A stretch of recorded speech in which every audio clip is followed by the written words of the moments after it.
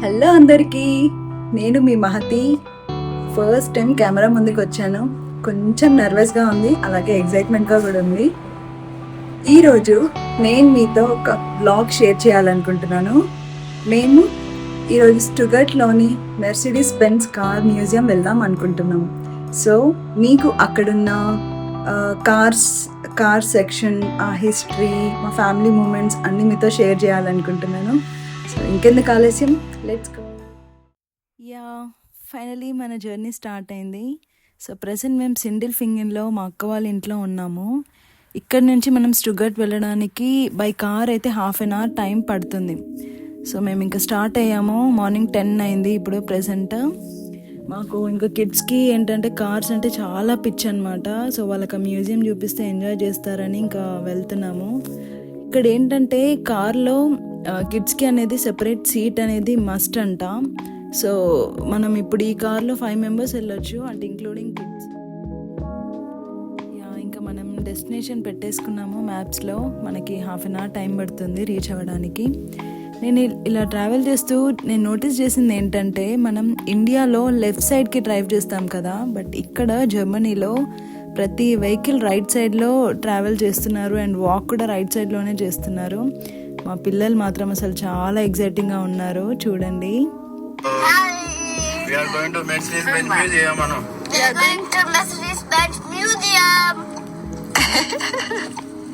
ఇక్కడ traffic rules మాత్రం అసలు చాలా ఆర్గనైజ్డ్గా ఉన్నాయి అండ్ అందరూ పక్కా ఫాలో అవుతారంట. మీరు అబ్జర్వ్ చేశారో లేదా, అక్కడ గ్రీన్ లైట్ పడ్డాక అన్ని వెహికల్స్ రైట్ సైడ్ వెళ్తున్నాయి. అండ్ ఇక్కడ ఏంటంటే రెడ్ సిగ్నల్ పడ్డా కూడా అక్కడ రోడ్ ఎంటీగా ఉన్నా అసలు ఏ మనిషి వెళ్ళడు అండ్ వెహికల్స్ కూడా వెళ్ళవంట. అండ్ ఇక్కడ మనము ఇండియాలో నేషనల్ హైవేస్ అని ఎలా అయితే అంటామో, ఇక్కడ వీటిని ఆటో బాన్స్ అని అంటామంట. నేను కొంచెం జర్మన్ లాంగ్వేజ్ నేర్చుకుంటున్నా. ఇక్కడ చూసారా లెఫ్ట్లో అది కెమెరా, అది చూస్తే పోల్లా ఉంది కదా, బట్ అది కెమెరా అంట. ఇక్కడ స్పీడ్ లిమిట్స్ మాత్రం చాలా తక్కువగా ఉన్నాయి అండ్ అందరు అదే రేంజ్లో వెళ్ళాలంట. చూసారా, హెర్జ్లిష్ వెల్కమెన్ అంటే హార్ట్లీ వెల్కమెన్. సో నేను కొంచెం జర్మన్ లాంగ్వేజ్ నేర్చుకుంటున్నాను. మా రోహన్ చెప్పాడు గుడ్ మార్నింగ్ అంటే గుటెన్ మార్గన్ అంట. అండ్ ఇప్పుడు చూసాం కదా, హెర్జ్లిష్ వెల్కమెన్ అంటే హార్ట్లీ వెల్కమ్ అనమాట. ఫైనల్లీ సిటీలోకి ఎంటర్ అయ్యాము. ఇక్కడ స్పీడ్ లిమిట్ చూసారా, 40 అని ఉంది. ఇక్కడ ప్రతి వెహికల్ 40 స్పీడ్లోనే వెళ్ళాలంట, ఇంకా లేదంటే మళ్ళీ ఫైన్స్ పడతాయి మనకి. ఫైనల్లీ వచ్చేసాము మన ప్లేస్కి. మా పిల్లలు చాలా ఎగ్జైటింగ్గా ఉన్నారు, చూసారా పరిగెడుతున్నారు కూడా. వావ్, ఎంత బాగుంది బిల్డింగ్. ఈ బిల్డింగ్ని 2003లో కన్స్ట్రక్షన్ స్టార్ట్ చేస్తే 2006లో ఫినిష్ అయిందంట. దానికి అప్రాక్స్గా 150 million euros, అంటే మన ఇండియన్ కరెన్సీలో 1600 crores రూపీస్ అయిందంట. ఆ బిల్డింగ్ స్ట్రక్చర్ అబ్జర్వ్ చేస్తే అదొక DNA స్ట్రక్చర్లా ఉంది. ఇదొక 3-pointed star logo, land, sea, ఎయిర్ని రిప్రజెంట్ చేస్తుంది. ఫైనల్లీ మనం ఇలా ఎంటర్ అవ్వగానే లెఫ్ట్లో మనకి టికెట్స్ కనిపిస్తుంది. ఇక్కడ టికెట్స్ మనకి పర్ హెడ్ 16 euros పడింది అండ్ అండర్ 13 అయితే ఫ్రీ ఆఫ్ కాస్ట్ అనమాట. ఆ టికెట్స్ కౌంటర్ రైట్లోనే ఆ వ్యూ చూసారా, అసలు ఎంత బాగుందో. ఆ వ్యూ కూడా మన లోగోని 3-pointed ఉంది కదా, అలా 3 sides లిఫ్ట్ని పెట్టారు. ఇక్కడ ఏంటంటే మన మ్యూజియంలోకి ఎంటర్ అయ్యే ముందు ఒక గైడ్ బుక్స్, ఆడియో ఇస్తారు. సో మనం అందులో లాంగ్వేజెస్ కూడా సెలెక్ట్ చేసేసుకోవచ్చు. అవి మనం హెడ్సెట్ లాగా పెట్టేసుకొని ఇంకా అక్కడ ఆ ప్లేస్కి వెళ్ళగానే మనకి ఆ వైఫై కనెక్ట్ అయిపోయి దాని గురించి చెప్తారు. ఇంకా మనం ఇప్పుడు లిఫ్ట్లోకి ఎక్కేసి 5th floorకి వచ్చేసాము. చూసారా, ఎంటర్ అవ్వగానే హార్స్ కనిపిస్తుందా? ఈ హార్స్కి ఒక స్టోరీ ఉంది, చెప్తాను వినండి. సో 1886లో జర్మన్ కైసర్ విలియం II అని అతను ఒక కార్స్ని అస్సలు నమ్మలేదంట. ఆయన ఎప్పటికీ I believe in the horse అని అనేవాడు. అసలు చాలా బాగుంది. ఈ ఫ్లోర్లో అంట మనకి 1886 నుంచి 1900లో ఉన్న కార్స్ ఎవల్యూషన్ చూడొచ్చు. ఇది 1870లో ఇలా ఉండేదంట. చూస్తున్నారా, ఆ బిల్డింగ్స్, ఆ మార్కెట్స్, ఆ సైకిల్స్, అక్కడ షాపుల్లో, దీన్ని మనము మార్కెట్ స్క్వేర్ అంటామంట. ఈ 3 members inventors of the automobile అని అంటారంట. First person Karl Benz, Gottlieb Daimler and William Maybach. So ఆయన కార్ల్ బెంజ్ అనే పర్సన్ 1886లో తన పేటెంట్ మోటార్ కార్ అంటే which runs with gasoline engine దాన్ని కంప్లీట్ చేశారంట. దెన్ లేటర్ ఆన్ డెయిమ్లర్ అని మేబ్యాక్ ఇద్దరు కలిసి మోటరైజ్డ్ క్యారేజ్ అంటే ప్యాసింజర్ పర్పస్ ఒకటి తయారు చేశారు. సో ఇలా మనం ఆ వెహికల్ దగ్గరికి వెళ్ళగానే వైఫైతో కనెక్ట్ అయిపోయి ఆ వెహికల్ గురించి మనకి ఇలా గైడ్ చేస్తుంది దాని గురించి. Let's see.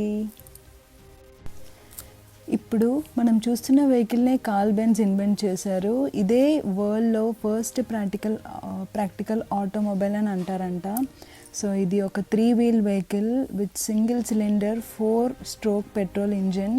దీని టాప్ స్పీడే మనకి 16 km/h అంట. చూస్తే సింపుల్గా ఉంది కదా, కానీ ఈ వెహికలే మన ఈ టోటల్ వరల్డ్ రెవల్యూషన్నే మార్చేసింది కార్స్లో. ఇప్పుడు చూసేది డెయిమ్లర్ ఇన్వెంట్ చేసిన ఫస్ట్ మోటరైజ్ క్యారేజ్ దీన్నే అంటారంట. సో ఇదొక 4 వీల్డ్ వెహికల్ విత్ పెట్రోల్ ఇంజినే. సో దీని టాప్ స్పీడ్ కూడా 16 km/h అండ్ ఇది కూడా ఒక సింగిల్ సిలిండర్ ఇంజినే. ఈ 2 పవర్ఫుల్ కార్స్ వల్లనే మనం ప్రెజెంట్ ఈ లగ్జరీ కార్స్ని చూడగలుగుతున్నాం.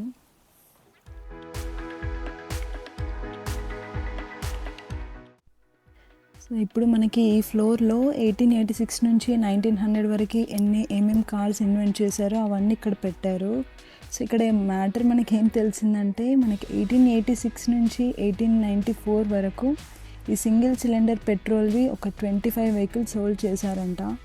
ఆ టైంలోనే అన్ని వెహికల్స్ సోల్డ్ చేశారంటే అది కూడా మామూలు విషయం కాదు. చూస్తున్నారా ఎంత బాగున్నాయో. ట్రక్ కూడా ఉంది. ప్రెజెంట్ ఇప్పుడు మనం చూసేవి లోగోస్, మనం బెంజ్కి లోగోస్ చూసాం కదా బయట, ఆ లోగోస్. ఇప్పుడు మేము ఇంకో ఫ్లోర్కి వచ్చేసాము. ఇక్కడ అన్ని లగ్జరీ కార్స్ ఉన్నాయి ఆ కాలంలోవి. అసలు ఎంత బాగున్నాయి, చాలా రాయల్గా కనిపిస్తున్నాయి. అసలు ఆ స్ట్రక్చర్ ఏంటి, ఆ హార్న్స్, ఆ లైట్స్, వావ్ అసలు చాలా బాగుంది. మా పిల్లలు చూడండి, వాళ్ళకి ఇంకా బోర్ కొడుతుంది, ఏవో చూసుకొని ముచ్చట్లు పెట్టుకుంటున్నారు. ఇది అదే ఫ్లోర్ అనమాట, ఇందాక నేను చెప్పాను కదా, ఇది ఆ వెహికల్.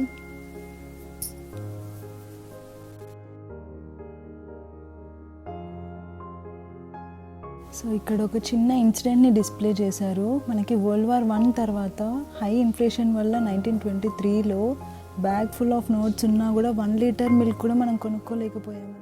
సో ఇక్కడ ఇంకా ఇన్ఫ్లేషన్ వల్ల మన డెయిమ్లర్ అను బెంజ్ ఇద్దరు మెర్జ్ అయ్యారు 1924లో. ఇక్కడ అన్నీ ఇలా డిస్ప్లే చేశారు. ఎవ్రీ ఫ్లోర్కి ఇలా ప్రతిదీ ఇంపార్టెంట్ మ్యాటర్ కానీ అలా కొన్ని డిస్ప్లే చేసుకుంటూ వెళ్ళారు. ఇవి మన gas chambers.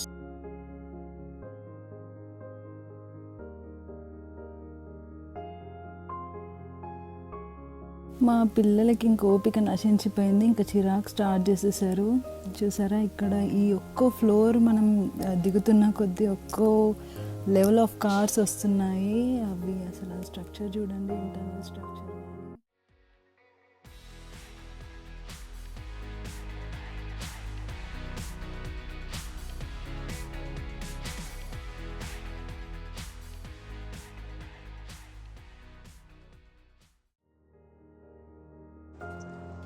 Hi Aira, say hi. Hi చెప్పు. ఫోటో పాయింట్ ఇది కూడా ఒకటి.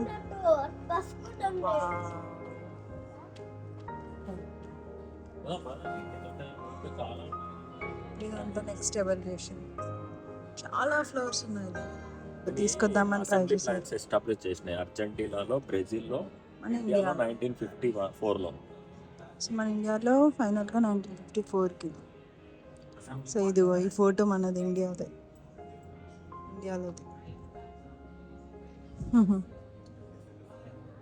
చీరలు కనిపిస్తున్నాయా. 1945 నుంచి 1960 వరకు ఇక్కడ.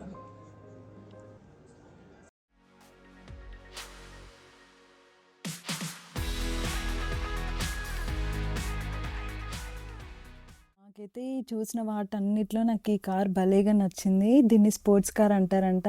బేసిక్గా దీనికి గుల్వింగ్ అని పేరు ఇచ్చారు. మేబీ ఆ డోర్స్ వల్లనే దానికి ఆ పేరు వచ్చిందేమో. దీని స్పీడ్ 250 km/h అంట. ఎంత బాగుంది. అలసిపోతున్నారమ్మా తిరగలేక.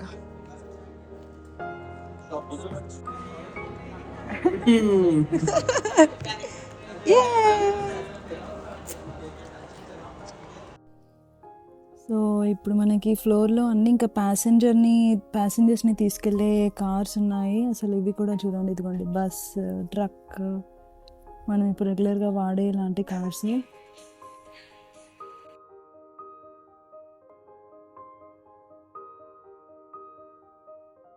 మా పిల్లలు దాని వీడియో గేమ్ అనుకుని దాని ముందు కూర్చున్నారు. సో ఇప్పుడు చూడండి ఒక సర్ప్రైజ్, ఇదిగోండి రేసింగ్ కార్ సెక్షన్స్కి వచ్చేసాము. వావ్, అసలు అలా ఎలా ఆగుతున్నాయి బాబు ఆ స్లాంటింగ్ పొజిషన్లో, అసలు చాలా బాగున్నాయి అన్నీ.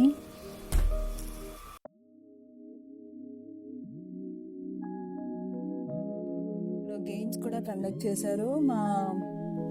చూస్తున్నారా ఎలా ఆడుతున్నారు మా పిల్లలు. ఆ గేమ్ ఆడతారంట. మా వాళ్ళకి అవి లిఫ్ట్ చేయ రావట్లేదు, బట్ మా పిల్లలు నేను ఆడతా అంటున్నారు. సో ఇక్కడ ఆడిపించాను ఈ గేమ్లో మా బాబు ఆడతాడు. ఇది బాగుంది.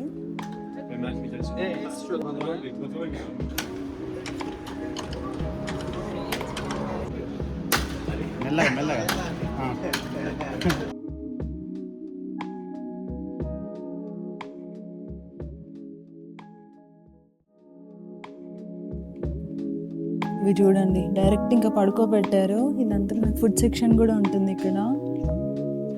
బుజ్జిగాళ్ళకి ఇష్టమైన కార్స్ కావాలని ఏడుస్తున్నారు.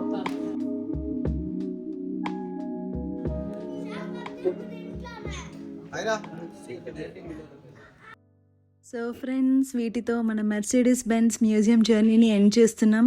ఇక్కడ చాలా ఇంట్రెస్టింగ్ థింగ్స్ ఉన్నాయి. ఫస్ట్ ఆటోమొబైల్ నుంచి లేటెస్ట్ ఇన్నోవేషన్స్ వరకు చాలా ఎక్స్ప్లోర్ చేయొచ్చు. బట్ టైం లిమిటేషన్ వల్ల అన్నీ కవర్ చేయలేకపోతున్నాము. ఇంకా చాలా అమేజింగ్ కార్స్ అండ్ స్టోరీస్ ఉన్నాయి. సో డెఫినెట్లీ మీరు కూడా వన్స్ విజిట్ చేయండి. థ్యాంక్ యూ సో మచ్ అందరికీ నా ఫస్ట్ వ్లాగ్ని స్టార్టింగ్ నుంచి ఇప్పటి వరకు చూసినందుకు. మీ లవ్ అండ్ సపోర్ట్ నాకు చాలా స్పెషల్. సో మరెన్నో ప్లేసెస్, మరెన్నో ఎక్స్పీరియన్సెస్ మీతో షేర్ చేసుకోవాలనుకుంటున్నాను. సో దానికోసం లైక్ చేయండి, షేర్ చేయండి అండ్ సబ్స్క్రైబ్ చేయండి. See you all in my next vlog. Until then, take care. Bye bye.